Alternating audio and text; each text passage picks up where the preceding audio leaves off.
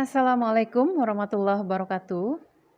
Selamat petang kepada para mahasiswa program studi ilmu komunikasi Fakultas Ilmu Sosial Ilmu Politik Universitas Sultan Ageng Tirtayasa yang saya cintai. Alhamdulillah ya, hari ini kita bertemu kembali dalam mata kuliah metode riset PR untuk khusus membahas materi penelitian kualitatif ya, yang mana sesi pertama sudah saya berikan dan jelaskan beberapa pertanyaan yang dilayangkan mahasiswa. Sekarang kita akan menuju sesi kedua untuk menjawab beberapa pertanyaan dari mahasiswa yang lainnya. Baik, semoga hari ini kalian diberikan kesehatan oleh Allah Subhanahu wa Ta'ala. Kemudian keluarga juga tetap terjaga kesehatannya, lingkungan semuanya aman, sehingga kalian bisa menjalankan aktivitas secara lancar dari rumah. Baik, kita ke pertanyaan pertama dari Tasya Melania ya. Dalam membuat latar belakang masalah, hal apa saja yang harus dibahas dan ditekankan di latar belakang tersebut? Ya, sesuai dengan penjelasan sudah saya singgung di sesi pertama, bahwa yang penting yang ada di latar belakang permasalahan adalah fenomena permasalahan yang kita teliti ya. Kita dari lapangan mengobservasi, mewawancarai subjek yang kita teliti, kemudian mencari uniqueness-nya, differentiation-nya, kemudian jangan lupa alur penelitiannya dari induktif ke deduktif, dan kita juga harus banyak membaca, belajar dari referensi-referensi yang terkait dengan penelitian kita, termasuk diantaranya buku, artikel-artikel baik dari jurnal internasional bereputasi, jurnal nasional ataupun lokal, dan juga dari media cetak ataupun media elektronik ya. Nah, itu harus ditekankan dalam latar belakang permasalahan kita. Kemudian dari Yolani Nokesa, bagaimana membedakan identifikasi masalah dan rumusan masalah? Ya, itu juga sudah dijelaskan sebelumnya. Bahwasannya identifikasi masalah dengan rumusan masalah sama-sama menyampaikan permasalahan dari penelitian kita ya. Tetapi untuk rumusan masalah biasanya dalam istilah bahasa Inggrisnya dinamakan state of research. Isinya adalah statement atau formulasi big issue atau main issue dari permasalahan kita. Cukup satu kalimat saja dengan menggunakan kata tanya, kalimat tanya, itu sudah mewakili dari keseluruhan apa yang ingin kita teliti. Untuk identifikasi masalahnya, nah itu adalah breakdown dari main issue ya kita, kemudian di breakdown menjadi beberapa pertanyaan. Oke. Kemudian pertanyaan dari Adri Rizky, apa saja kriteria riset ilmiah dalam metode kualitatif? Ya, semua kriteria riset ilmiah harus berlandaskan kepada ontologi, epistemologi, dan juga aksiologi ya. Dan yang satu lagi ada metodologi. Nah, ontologi terkait dengan being ya, dengan keberadaan, hakikat keberadaan subjek yang kita teliti.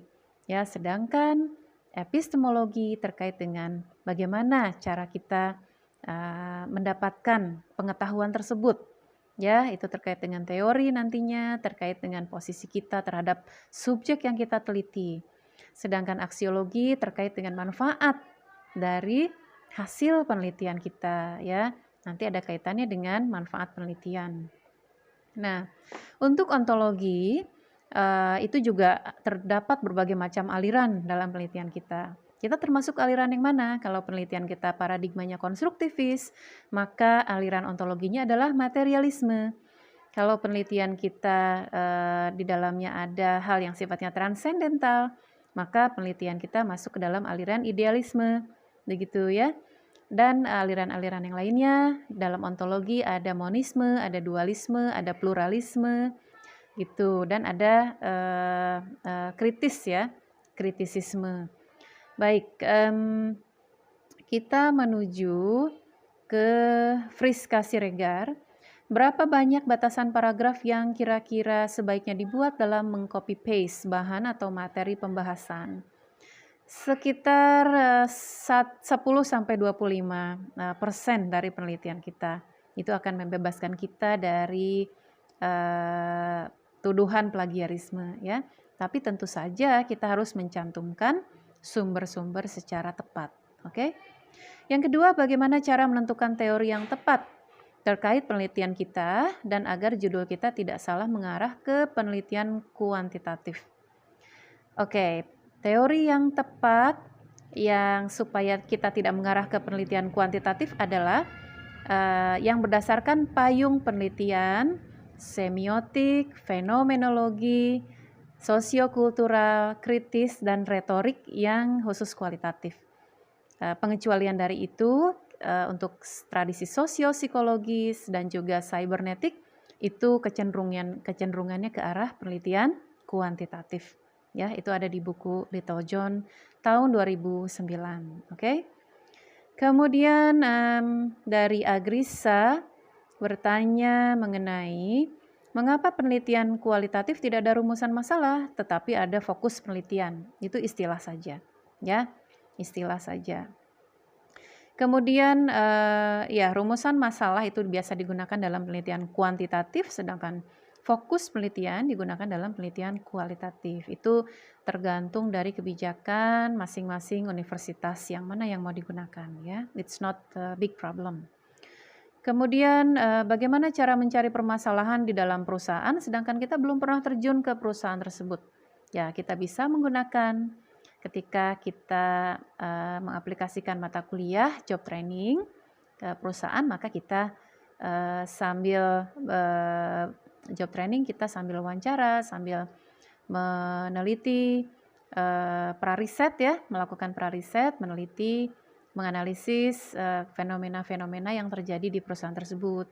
Bisa tentang corporate culture-nya, bisa tentang teori identifikasi, bisa tentang teori organisasinya. Ya, itu bisa Anda lakukan pada saat tersebut. Oke. Kemudian Laras Permatasari, bagaimana cara menentukan fokus penelitian kualitatif itu tadi ya, kita ke lapangan, kemudian cari permasalahannya, apa kira-kira yang khas dari permasalahan tersebut, yang layak, yang merupakan satu hal yang urgent, yang dipermasalahkan oleh kaum tertentu, kaum minoriti, kaum marginal, ya itu yang cara menentukan fokus penelitian ya. Kemudian dari Ratu Nusya Kusuma, bagaimana cara menentukan fokus kualitatif? Sama tadi ya. Selanjutnya dari Rizka Farah, bagaimana cara menentukan judul yang cepat dan tepat? Ya, itu dari permasalahan yang kita kita munculkan dalam penelitian. Jadi permasalahannya ada di situ. Permasalahannya itu terdiri dari apa? Subjek, objek. Nah, itu yang dimunculkan dalam penelitian kita. Jadi harus ada subjek dan juga objeknya ya. Kemudian bagaimana cara menentukan fokus penelitian pada riset kualitatif? Ya, sama ya. Seperti yang tadi saya kemukakan. Oke. Dan bagaimana cara menentukan penggunaan teori yang tepat untuk penelitian saya nanti? Karena biasanya saya sulit untuk menentukan teori yang digunakan. Harus ketemu permasalahannya dulu, baru kita kasih resep. Harus ada pasien yang sakit dulu, baru dokter kasih resep. Jadi tidak bisa kasih resep kalau tidak ada permasalahan. Oke? Ya, dari Andidar, jika latar belakang yang saya ambil tentang bagaimana peranan PR dalam membangun motivasi dan citra sebuah perusahaan, itu apakah bisa jadi pembahasan kualitatif? Oke, kalau citra itu terkait dengan efek, ya. Kalau ada efek, nah berarti itu ada efek itu adalah respon, ya. Yang merespon siapa? Merespon stimulus. Kalau ada stimulus dan respon, ada kausalitas, ya. Prinsip kausalitas itu berarti kita menggunakan variabel X dan Y. Kalau variabel dan X dan Y berarti ada jika, ada maka. Kalau jika maka berarti hipotesis. Kalau hipotesis berarti kita menggunakan penelitian kuantitatif ya. Oke. Saya sedikit bingung terkait pemilihan paradigma. Menurut saya yang akan diambil menjadi paradigma penelitian saya, sepertinya konstruktivis atau post-positivisme dikarenakan saya berusaha menerjemahkan peranan atau tugas PR dalam membangun daya kreativitas juga semangat kerja. Apakah sudah tepat? Yang tepat adalah post-positivisme, ya, bukan konstruktivisme. Selanjutnya, dari Anissa Nurvita, kunci perbedaan dari judul kuantitatif dan kualitatif seperti apa ya? Itu sudah saya jelaskan dalam buku. Yang jelas kuantitatif dia ada sifatnya bracketing, dipisah-pisahkan seperti membahas kognitif, afektif, kemudian konatif dan behavior ya dari human dia dipisah-pisahkan. Sedangkan dalam kualitatif dikatakan oleh Julia T. Wood itu tidak ada garis bagi yang betul-betul memisahkan antara aspek pikir, aspek sikap, aspek kecenderungan berperilaku. Karena itu dalam kenyataannya bercampur begitu saja, gitu ya. Makanya dalam penelitian kualitatif tidak dikatakan manusia itu sebagai komunikator dan komunikan, tapi disebut sebagai aktor, begitu ya. Jadi itu perbedaan kuantitatif dan kualitatif dari pemisahan-pemisahan. Kuantitatif ada variabel X dan Y, sedangkan kualitatif biasanya dia disebut subjek dan objek penelitian ya. 2. Dalam penelitian kualitatif ini apakah rumusan masalah harus diambil dari poin-poin teori? Tidak juga. Bisa karena kita langsung ke lapangan, kita mendapatkan permasalahan di lapangan, baru setelah itu kita rujuk ke teori yang kita perlukan. Ini lingkupnya kalau permasalahan seperti ini, bidang komunikasi politik misalnya ya. Oke, kita tidak mencari teori komunikasi pembangunan atau komunikasi kesehatan, tapi kita coba cari teori-teori yang mendekati ke komunikasi politik. Nah, apa saja skopnya? Nah, kita bisa jadikan rujukan sementara. Tapi karena di lapangan akan berbeda dengan teori komunikasi politik yang diterapkan di misalnya di Chicago atau di Frankfurt School, pasti berbeda dengan Indonesia ya. Nah, makanya kita juga harus tidak menjadikannya saklek teori tersebut, tapi sebagai rujukan sementara, oke? Nah, pertanyaan selanjutnya, apakah di bab 1 ini wajib memakai footnote? Ya, footnote, body note itu penting ya. Dan bisa jadi wajib untuk sebuah penelitian. Dari bab 1 sampai bab 5 memerlukan footnote jika diperlukan ya. Jadi kalau memang ada di bab 1 tapi tidak ada di bab 5 ya tidak apa. Tapi kita tidak harus di bab 1 saja, bab 2 tidak ada, bab 3 tidak ada.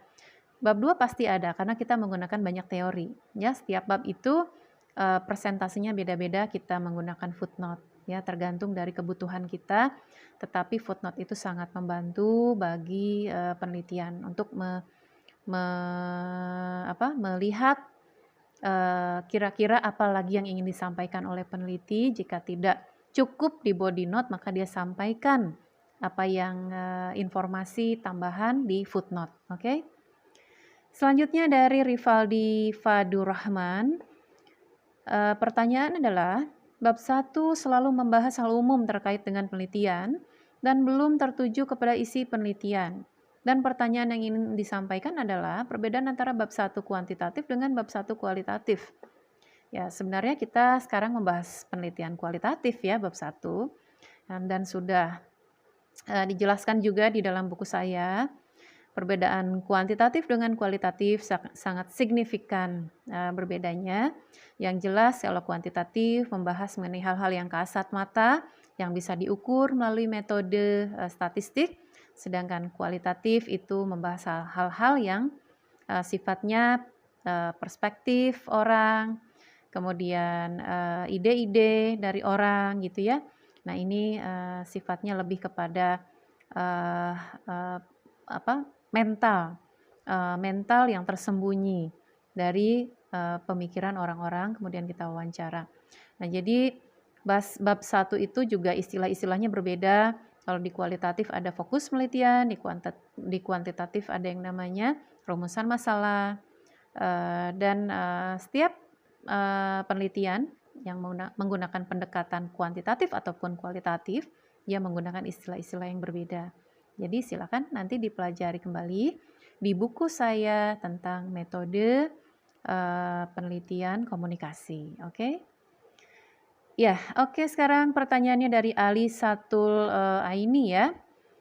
Oke. Di bagian latar belakang masalah, apakah wajib untuk memuat pengertian dari teori yang digunakan dan penjelasan singkat mengenai penelitian terdahulu? Yes, itu wajib memuat itu ya. Yang diperlukan itu kita masukkan.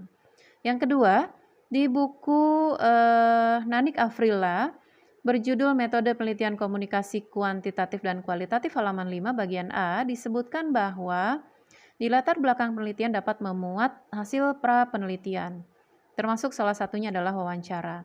Pertanyaannya adalah, apakah narasumbernya wajib sama dengan keinforman atau informan penelitian? Tidak selalu harus sama, ya. Pertanyaan ketiga, masalah dari fenomena yang diteliti harus relevan dan belum usang. Apa sajakah parameter indikator suatu masalah masih bersifat relevan atau tidak? Ya, ini berarti masih diperbincangkan, masih dibahas dalam pemberitaan-pemberitaan, masih dibahas dalam buku-buku terbaru, ya. Durasi tenggat waktu sekitar 5 tahun ya, 5 tahun dari tahun yang sekarang sedang kita laksanakan, yang sedang kita lalui ke 5 tahun sebelumnya, itu masih dibahas hangat, berarti itu masih relevan untuk penelitian kita. Oke? Kemudian masalah penelitian tidak bertentangan dengan moral. Saya masih belum paham mengenai ciri-ciri sesuatu permasalahan dapat dikatakan bertentangan dengan moral atau tidak. Apakah dilihat dari subjek atau proses penelitiannya yang akan berpotensi menyakitkan, membahayakan, atau menyinggung kelompok tertentu? Bagaimana jika saya ingin meneliti mengenai kelompok marginal seperti LGBT atau masyarakat kelas bawah? Apakah permasalahan penelitian saya dianggap kurang baik? Oke, jadi saya jelaskan bahwa ada pernyataan bahwa masalah penelitian tidak bertentangan dengan moral itu dari perspektif dari paradigma positivistik, ya, karena ada justifikasi di sana bahwa jika X baik maka Y-nya baik. Nah, kalau untuk penelitian kritis itu tidak bisa ada justifikasi secara buta gitu ya, secara secara kasat mata bahwasannya pihak minoriti adalah tidak bermoral, ataupun jika kita meliti tentang LGBT maka itu adalah penelitian tidak bermoral. Tetapi kita melihat dari sudut pandang orang yang kita teliti, maka dari itu namanya subjektif. Jadi istilah penelitian tidak bertentangan dengan moral itu diistilahkan oleh orang-orang yang berparadigma positivistik. Jika kita menggunakan paradigma dari paradigma kritis, maka itu tidak ada masalah dengan pandangan seperti itu. Oke? Bagaimana jika ingin meneliti mengenai kelompok marginal? It's okay. Itu bisa diambil sebagai penelitian, tetapi kita harus bisa menundukkan diri kita berada di posisi yang mana. Otomatis kita berada di posisi orang yang kita teliti. Oke, kalau khusus untuk penelitian kritis, ya. Oke, mungkin untuk sesi kali ini saya anggap cukupkan sampai di sini. Kita akan bertemu kembali pada sesi yang ketiga. Semoga kalian puas dengan jawaban saya. Jika ada yang belum puas, silahkan komentar ataupun juga mengkritik, dipersilahkan. Jangan lupa like and subscribe ya. Assalamualaikum warahmatullahi wabarakatuh.